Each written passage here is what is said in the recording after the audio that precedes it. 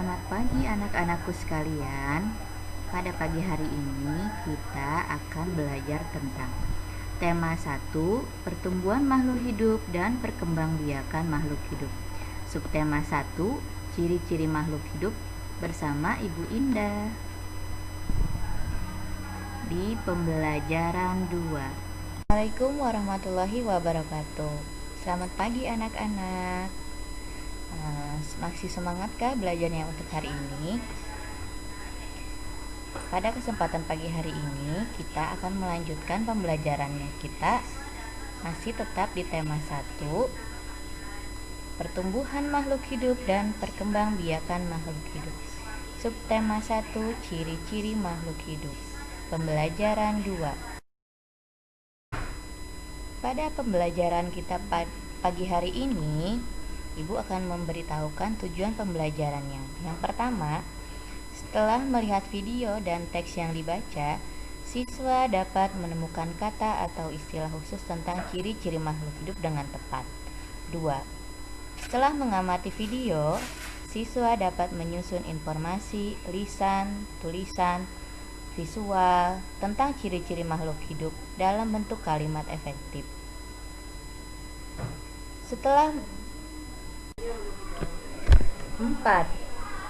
Setelah membaca, siswa dapat menyebutkan arti penting bersyukur kepada Tuhan sebagai salah satu makna dari simbol sila Pancasila yang pertama dengan benar.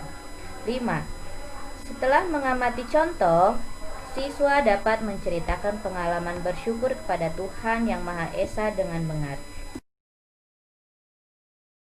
Sekarang kita lanjut ke pembelajaran selanjutnya. Di pembelajaran pertama, kamu telah mengetahui ciri-ciri makhluk hidup. Coba kita ingat-ingat kembali apa itu ciri-ciri makhluk hidup. Pertama, makhluk hidup itu bernafas. 2. Makhluk hidup itu bergerak. 3. Makhluk hidup itu bertumbuh dan berkembang. 4. Makhluk hidup itu membutuhkan makan dan minum. Makhluk hidup itu berkembang biak. Makhluk hidup itu peka terhadap rangsangan. Coba kalian amati gambar makhluk hidup yang ada.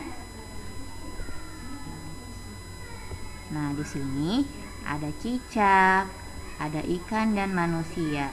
Semua ini termasuk ke dalam makhluk hidup. Makhluk hidup dapat bergerak dengan cara yang berbeda-beda. Contohnya, manusia berjalan menggunakan kaki. Ikan berenang dengan sirip. Cicak merayap di dinding.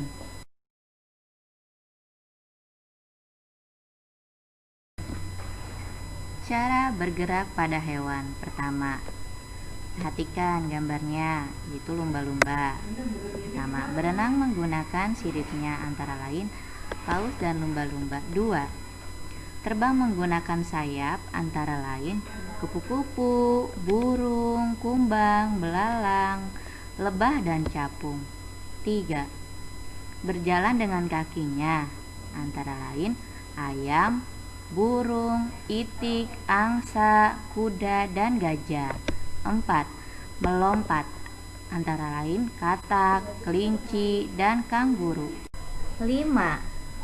Melata antara lain ular, cacing, dan buaya. 6. Memanjat dengan kedua tangan dan kakinya antara lain beruk. 7. Bergelantungan dengan kedua tangan dan kakinya antara lain kera dan orangutan.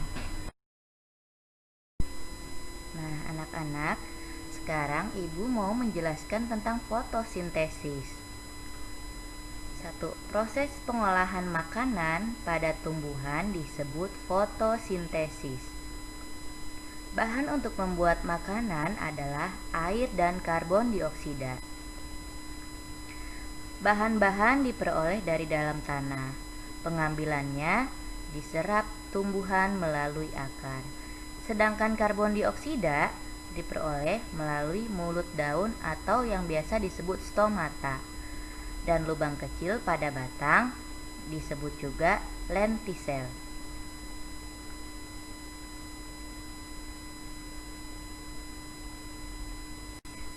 2. Fotosintesis hanya terjadi pada tumbuhan yang berdaun hijau saja. Hal ini karena daun tersebut memiliki klorofil atau zat hijau daun.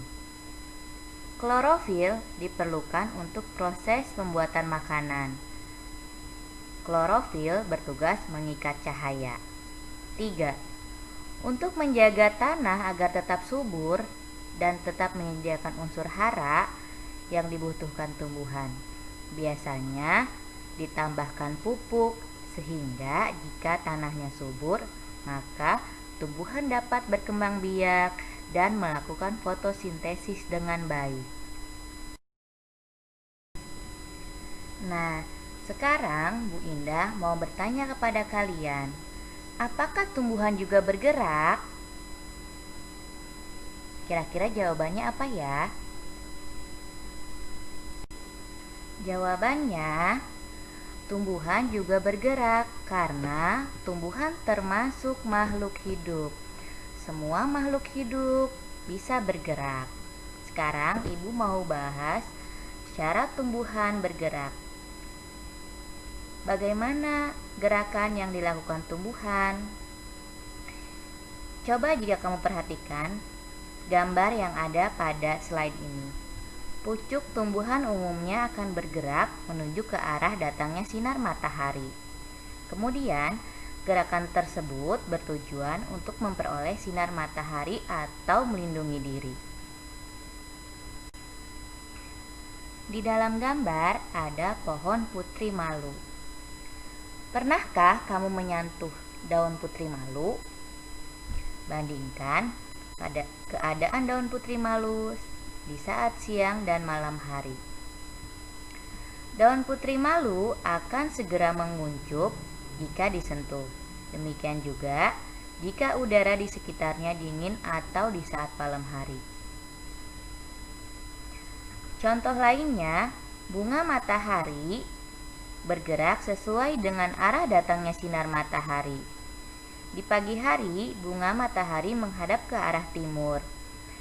Dan di sore hari, bunga matahari menghadap ke arah barat.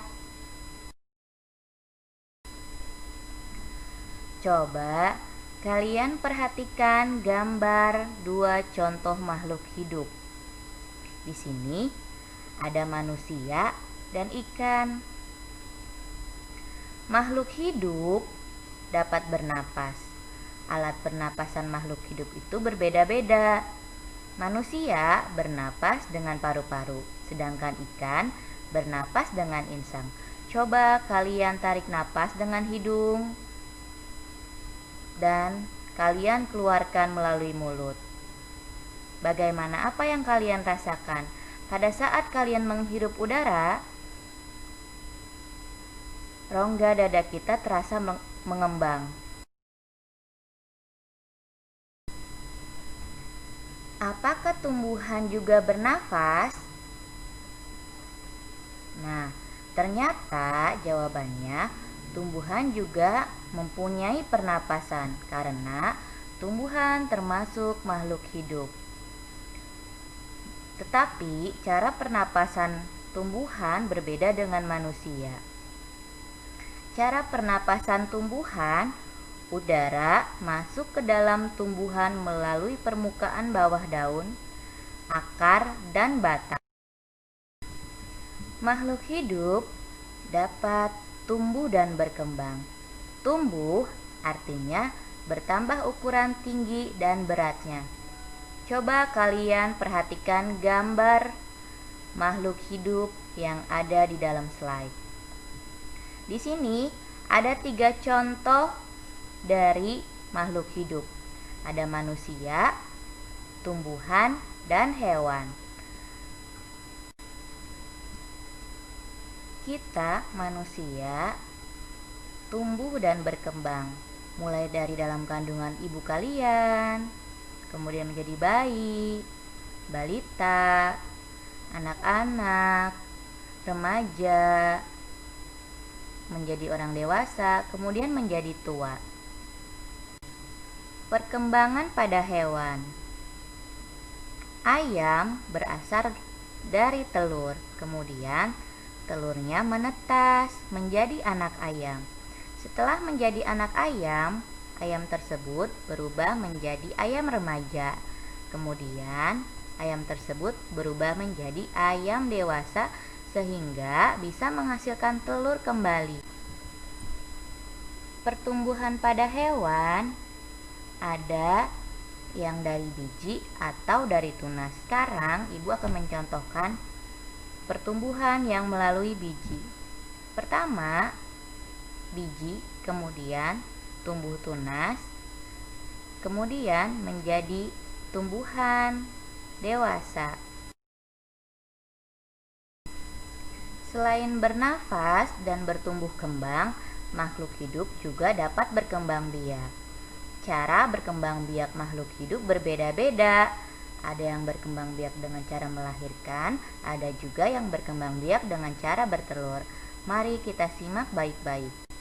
Nah, sekarang Ibu Indah mau membahas bagaimana cara berkembang biaknya hewan. Perkembangbiakan hewan dibagi menjadi 3. Yang pertama, hewan bertelur atau bisa disebut ovovivivar. Kelompok hewan ini berkembang biak dengan cara bertelur. Hewan yang berkembang biak dengan cara bertelur banyak macamnya. Contoh ovovivivar itu ayam, itik, dan ikan. 2. Hewan beranak atau bisa disebut juga vivivar. Kelompok hewan ini berkembang biak dengan cara beranak. Ciri hewan beranak yaitu induknya mengalami proses melahirkan. Contoh hewan yang beranak yaitu sapi, kambing, dan kucing. 3. Hewan bertelur dan beranak atau bisa disebut juga ovovivivar. Kelompok hewan ini berkembang biak dengan cara bertelur dan beranak. Proses bertelur dan beranak berlangsung secara berurutan.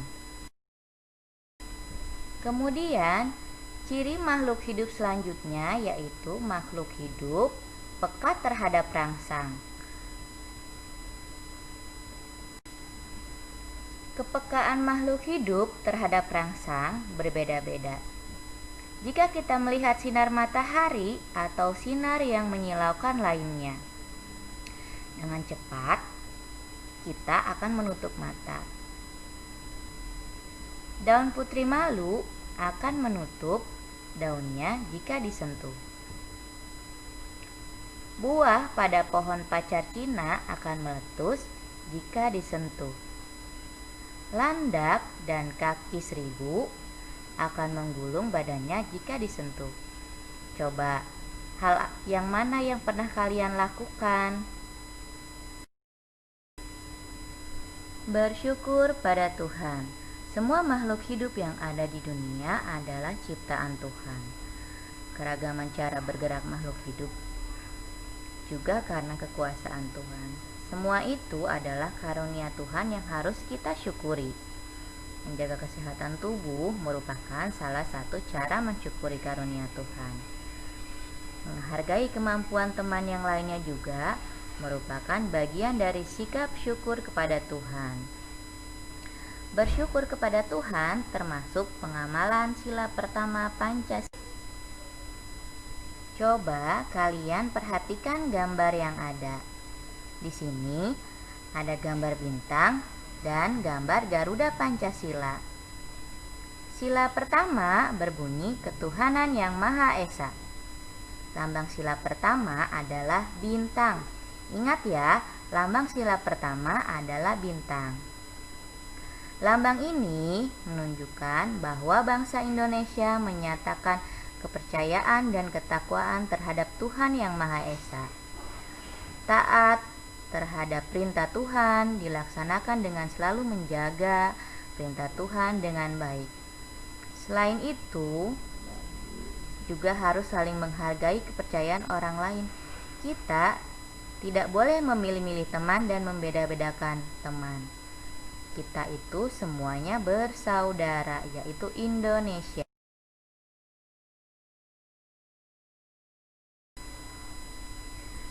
Garuda Pancasila adalah lambang negara Indonesia. Burung Garuda besar gagah perkasa. Lihatlah perisainya. Perisai itu memuat simbol dari sila-sila pada Pancasila. Ada gambar banteng, pohon beringin, bintang, padi dan kapas, dan juga rantai. Pancasila adalah dasar negara kita yang harus kita junjung tinggi.